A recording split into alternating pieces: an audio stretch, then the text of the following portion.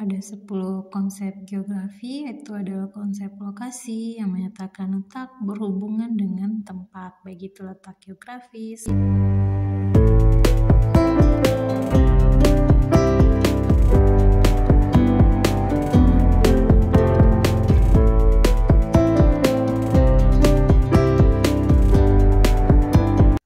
Hai, kembali lagi di Geograf Minang Channel.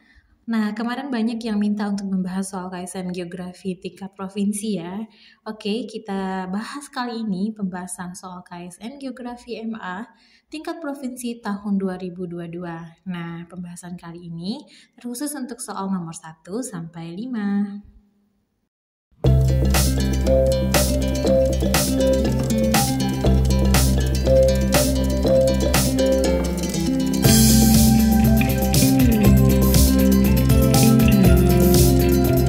Soal nomor 1, perhatikan gambar di bawah ini dengan seksama.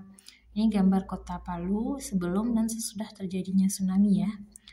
Bencana baik yang bersumber dari alam maupun non-alam seringkali melanda Indonesia. Sebagai muslim yang baik, kita mesti meyakini bahwa bencana terjadi atas izin Allah Subhanahu wa taala, seperti pada kejadian yang dijelaskan pada gambar di atas. Gambar di atas memperlihatkan bagaimana pantai di Kota Palu hancur akibat bencana gempa bumi dan tsunami tahun 2018.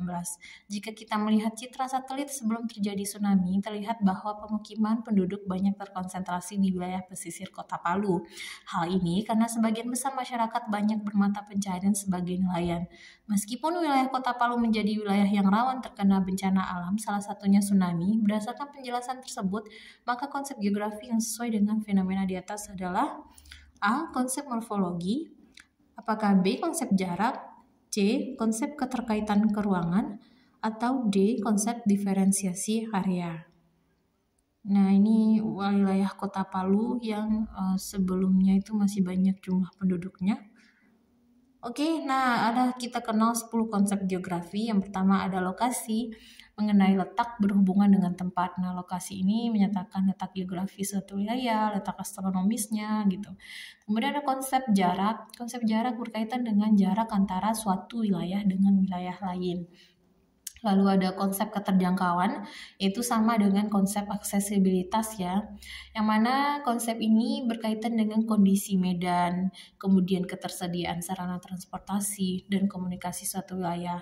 Lalu ada konsep pola yang berkaitan dengan susunan, bentuk, dan persebaran fenomena, baik itu alami maupun sosial budaya. Kemudian ada konsep morfologi berkaitan dengan bentuk lahan, atau juga dengan adanya bentuk lahan itu terbentuk adanya proses endogen dan eksogen di sana gitu.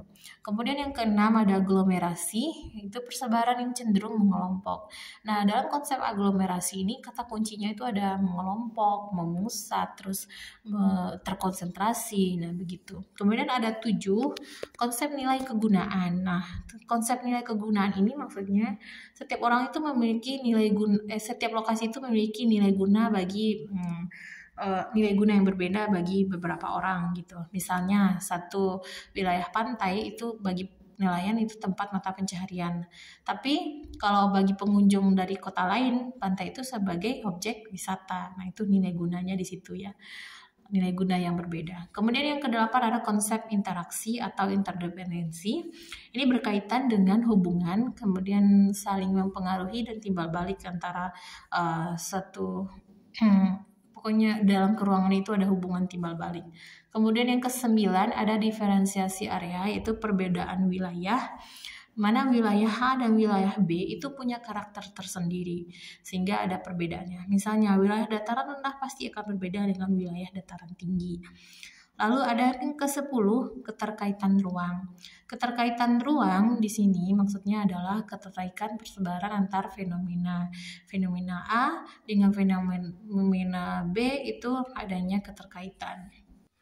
Nah, kembali ke soal. Di sini kan bahasan di soal itu lebih banyak mengenai bencana di Kota Palu ya. Meskipun ada di situ tahu penduduknya rawan bencana, penduduknya masih terkonsentrasi di wilayah pesisir. Jadi kalau konsentrasi ini, kalau misalnya jawabannya konsentrasi itu bisa jawabannya itu aglomerasi ya. Cuman karena konsep di sini konsep aglomerasi itu tidak ada, jadi kaitan pernyataan di atas itu atau penjelasannya itu lebih banyak membahas morfologi kota Palu itu, di mana dia wilayah rawan bencana, terus adanya bencana gempa bumi gitu ya. Jadi lebih tepatnya itu jawabannya adalah konsep morfologi. Nah, kalau konsep jarak itu tidak ada dia bilang jarak antar satu wilayah lokasi di Palu itu tidak ada. Konsep keterkaitan keruangan juga tidak ada ya, tidak masuk gitu. Kemudian konsep diferensiasi area juga tidak, karena dia tidak ada membilang perbedaan wilayah A dengan wilayah B gitu. Ya. Nah, di sini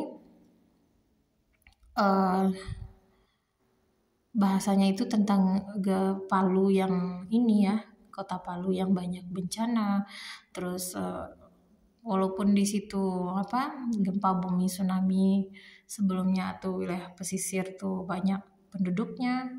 Nah, jadi lebih ke kan adanya proses endogen di situ. Makanya jawabannya kalau menurut Ibu tuh lebih ke konsep morfologi. Tapi kalau kamu punya jawaban yang berbeda, boleh ya kita bahas di kolom komentar. Karena di dalam geografi itu sendiri masing-masing guru pun masih punya persepsi berbeda terhadap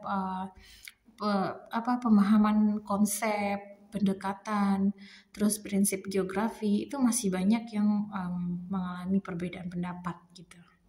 Oke, kita masuk soal nomor 2. Katanya perhatikan gambar di bawah ini dengan seksama. Nah, ini gambar kota Tiongkok. Gambar di atas menunjukkan data spasial dari wabah COVID-19 di Tiongkok pada awal tahun 2020. Pernyataan yang benar terkait pendekatan kewilayahan sesuai dengan gambar di atas adalah A. Pada tanggal 30 Januari 2020, kota Wuhan diduga telah melakukan upaya lockdown. Terlihat bagaimana jumlah penderita COVID-19 ini sangat banyak. Yang B. Jumlah penderita COVID-19 di kota Wuhan jauh lebih tinggi pada saat terjadi pandemi dibandingkan penderita COVID-19 di kota Xiangyang. Upaya lockdown pada tanggal 30 Januari menjadikan angka tsunami COVID-19 di kota Wuhan menurun akibat penurunan mobilitas. D. Penyebaran COVID-19 di kota Wuhan diduga meningkat secara drastis karena posisi kota Wuhan berada di pusat pertumbuhan. Kita lihat ya, ini data satelitnya, data spasialnya. Itu Wuhan punya wilayah yang terkena dampak COVID paling banyak gitu ya, kena lingkaran yang paling besar, kemudian diikuti oleh wilayah-wilayah yang ada di sekitarnya. Jadi kita lihat nih pendekatan kewilayahan itu apa sih? Nah, pendekatan kewilayahan atau regional itu sama di beberapa literasi mereka bilang pendekatan wilayah itu pendekatan regional. Nah, sebenarnya sama ya. Pendekatan kewilayahan atau regional mencoba membandingkan berbagai kawasan di muka bumi dengan memperhatikan aspek-aspek keruangan dan lingkungan dari masing-masing wilayah secara komprehensif. Pendekatan kompleks wilayah merupakan gabungan antara pendekatan keruangan dan pendekatan ekologi. Hal ini karena setiap daerah memiliki perbedaan, baik kondisi alam maupun manusia, sehingga setiap daerah akan melakukan interaksi dengan daerah lain untuk memenuhi kebutuhannya. Karena itu terjadi penawaran dan permintaan akan barang dan jasa. Misalnya daerah yang subur dan banyak memiliki sumber daya akan banyak dikunjungi penduduk dari daerah yang miskin sumber daya. Nah, dari sini kita lihat nih di opsinya. Yang A, pada tanggal 30 Januari 2020 kota Wuhan diduga telah melakukan upaya lockdown. Nah, kita tidak tahu dari data spasial ini tidak ada kata-kata upaya lockdown ya. Tidak ada. Jadi ini menjebak sekali ini. COVID-19 sangat banyak. Nah, kemudian kalau upaya lockdown tidak ada keterangannya sama sekali, jadi tidak ada maksud dari upaya lockdown ini. Kemudian yang B, jumlah penderita COVID-19 di kota Wuhan jauh lebih tinggi pada saat terjadi pandemi dibandingkan COVID-19 di kota Xiangyang. Nah, ini tidak bisa kita bandingkan seperti itu saja. Kenapa? Karena kota-kota yang lain di sekitarnya juga terdampak ya. Jadi pembandingannya cuma dari Xiangyang, memang Wuhan paling banyak di sini, tapi tidak ada pendekatan kewilayahannya. Kemudian yang C, upaya lockdown pada tanggal 30 Januari menjadikan angka transmisi COVID-19 di kota Wuhan menurun akibat penurunan mobilitas. Nah, ini juga ya, karena tidak ada kata-kata lockdown di sini. Terus penurunan mobilitas pula katanya. Nah, tidak ada keterangan di data spasial ya. Jadi kalau secara analisanya aja ke ini ya, penyebaran COVID-19 di kota Wuhan diduga meningkat secara drastis karena posisi kota Wuhan berada di pusat pertumbuhan. Nah, ini bisa kita lihat dari data spasialnya. Itu kan Wuhan paling banyak di sini, terus di sekitarnya juga banyak juga wilayah yang terdampak COVID-19. Jadi Wuhan sebagai pusat pertumbuhan inilah ya yang lebih ke pendekatan kewilayahan. Kenapa? Karena wilayah Wuhan sebagai pusat pertumbuhan mengakibatkan wilayah-wilayah di sekitarnya juga terdampak COVID-19. Meskipun di sini yang jadi tersebar banyak itu kan paling banyak itu memang dari Wuhan ya. Jadi jawaban di sini menurut Ibu itu adalah D. D yang paling tepat ya sesuai dengan pendekatan kewilayahan karena wilayah Wuhan yang sebagai pusat pertumbuhan tadi. Tapi kalau kamu punya opsi jawaban yang berbeda ya boleh kita bahas di kolom komentar. Jadi jangan sungkan untuk bertanya. Oke, lanjut soal nomor 3. Perhatikan grafik di bawah ini dengan seksama. Grafik di atas menunjukkan lokasi di mana siklon tropis dapat terjadi.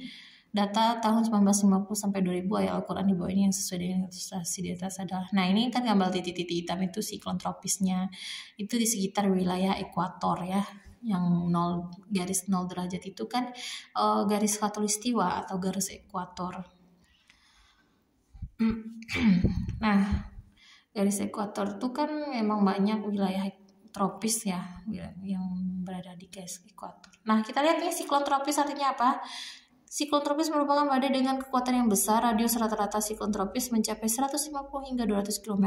Siklon tropis terbentuk di atas lautan luas yang umumnya mempunyai suhu permukaan air laut hangat lebih dari 26,5 derajat Celcius. Angin kencang yang berputar di dekat pusatnya mempunyai kecepatan angin lebih dari 63 km per jam.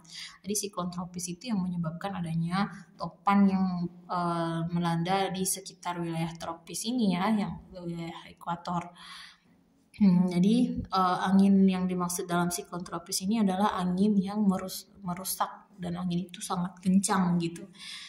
Saking kencangnya itu dia merusak wilayah-wilayah yang dilaluinya di angin topan. Oke, mari kita lihat dulu pada opsi masing-masing opsi ini apa sih pengertiannya, yang mana yang sesuai dengan siklon tropis. Oke, yang A, opsinya walain arsalna itu surat Ar-Rum ayat 51 yang artinya dan sungguh jika kami mengirimkan angin kepada tumbuh-tumbuhan lalu mereka melihat tumbuh-tumbuhan itu menjadi kuning, kering, benar-benar tetaplah mereka sesudah itu menjadi orang yang ingkar. Nah, ini mengenai angin yang kering ya. Bukan angin kencang gitu. Tidak ada kata-kata kencangnya di sini. Ini tidak. Kemudian lanjut surat yang opsi B surat As-Sad ayat 36. Fasakharna lahu rihan, artinya kemudian kami tundukkan kepadanya angin yang berembus dengan baik menurut kemana saja yang dikehendakinya. Nah, di sini angin yang baik maksudnya ya, bukan angin yang kencang atau yang merusak. Terus lanjut yang opsi C, inna arsalna alaihim, yang artinya Surah Al-Qamar ayat 19 artinya sesungguhnya kami telah mengembuskan kepada mereka angin yang sangat kencang pada hari nahas yang terus menerus.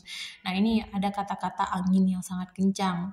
Jadi bisa ya menyebabkan topan. Nah, ini bisa kita kunci dulu. Kemudian surat Al-Furqan ayat 48 yang artinya dialah yang meniupkan angin sebagai pembawa kabar gembira dekat sebelum kedatangan rahmatnya yaitu hujan dan kami turunkan dari langit air yang amat bersih. Nah, di sini adalah angin yang membawa kabar gembira ya, bukan angin merusak maksud di sini karena ini menyatakan angin terjadi sebelumnya hujan. Jadi di sini angin yang dimaksud dalam pertanyaan itu adalah angin yang sangat kencang dan itu terdapat pada surat Al-Qamar ayat 19. Nah, sesuai dengan opsi itu jawabannya adalah C ya, inna arsalna alaihim rihan sarsaran fiha yaumin nahsim mustamir. Nah, itu yang sesuai.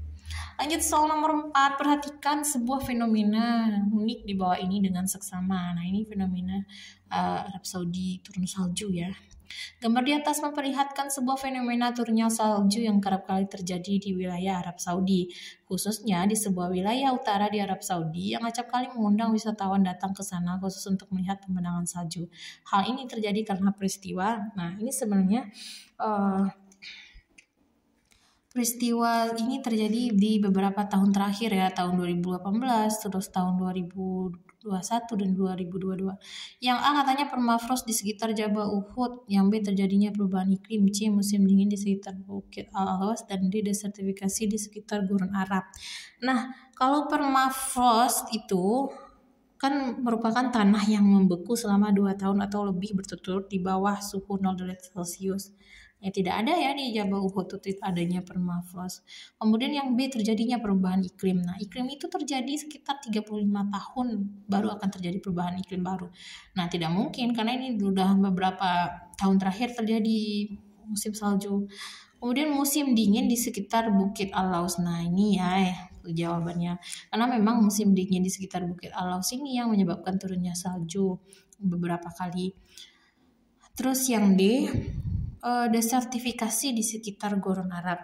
Desertifikasi itu adalah tipe degradasi lahan di mana lahan yang relatif kering itu menjadi semakin gersang. Kemudian dia kehilangan badan air, vegetasi, dan juga hewan liar. Jadi kalau desertifikasi itu semakin gersang gurunnya itu. Jadi tidak ada sangkut pautnya dengan turunnya salju di bagian utara wilayah Arab Saudi. Jadi wilayah Arab Saudi itu kan mengalami musim panas dan musim dingin. Ketika musim dingin di sekitar bukit atau gunung Al-Laus inilah beberapa wilayah bagian utara itu mengalami adanya turunnya salju. Jadi di sini yang menyebabkan salju itu turun memang musim dingin gitu. Kalau permafrost itu tidak, yang B juga tidak, jadi jawabannya adalah yang C ya, musim dingin di sekitar Bukit Al-Laus.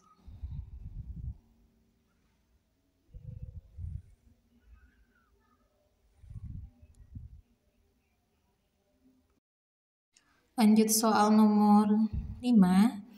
Ini ada gambar ya, evacuation factories, terus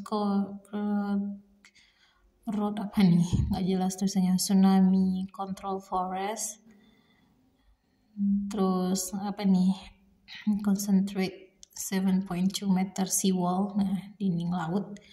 Ini gambaran apa, batasan untuk menghindari tingginya muka air laut ketika terjadi tsunami ya. Kita lihat pertanyaannya, berdasarkan gambar di atas, sebuah langkah yang dapat dilakukan oleh kita sesuai dengan pengamalan dari makna surat Ar-Ra'd ayat ke-11 di atas kaitannya dengan upaya pengurangan bencana maupun strategi adaptasi perubahan iklim atau upaya co-benefit ditunjukkan oleh A. Pembangunan seawall di bibir pantai, B. Pembangunan fasilitas evakuasi, C. Peningkatan ketinggian jalanan di pantai, D. Penanaman mangrove atau hutan bakau. Nah, di sini kita lihat dulu ya surat terjemahan surat Ar-Ra'd ayat ke-11, di mana terjemahannya, bagi manusia ada malaikat-malaikat yang selalu mengikutinya bergiliran di muka dan di belakangnya. Mereka menjaganya atas perintah Allah. Sesungguhnya Allah tidak merubah keadaan sesuatu kaum sehingga mereka merubah keadaan yang ada pada diri mereka sendiri. Dan apabila Allah menghendaki keburukan terhadap sesuatu kaum, maka tak ada yang dapat menolaknya, dan sekali-kali tak ada pelindung bagi mereka selain Dia. Jadi maksudnya di sini setelah kejadian yang tsunami tahun 2006 lalu itu kan banyak mengalami korban jiwa ya. Jadi bagaimana kita supaya dampak dari tsunami yang mungkin akan memang terjadi ya, bagaimana kita mengurangi dampaknya, walaupun meskipun dampak itu terhadap korban jiwa maupun bangunan ya, bagaimana gitu. Nah, di sini bukan hanya untuk upaya pengurangan bencana aja, tapi juga strategi terhadap perubahan iklim dan upaya co-benefit. Co-benefit maksudnya di sini adalah upaya yang mana manfaatnya itu kita rasakan tidak secara langsung gitu. Jadi nggak langsung manfaat dari upaya co-benefit ini. Nah, kita lihat nih di opsi yang A, pembangunan seawall di bibir pantai. Kalau membangun seawall atau dinding di bibir pantai itu tidak ya, itu malah tidak membantu perubahan iklim gitu. Sedangkan di pertanyaannya juga adaptasi perubahan iklim. Yang B, pembangunan fasilitas evakuasi, sama juga. Siapa tahu nanti akibat bangun fasilitas evakuasi juga menebang pohon, malah merusak iklim ya. Kemudian yang C, peningkatan ketinggian jalanan di pantai. Nah, walaupun jalanan di pantai itu ditambah tingginya juga tidak mempengaruhi adanya perubahan iklim ya, dan manfaatnya juga tidak terlalu banyak.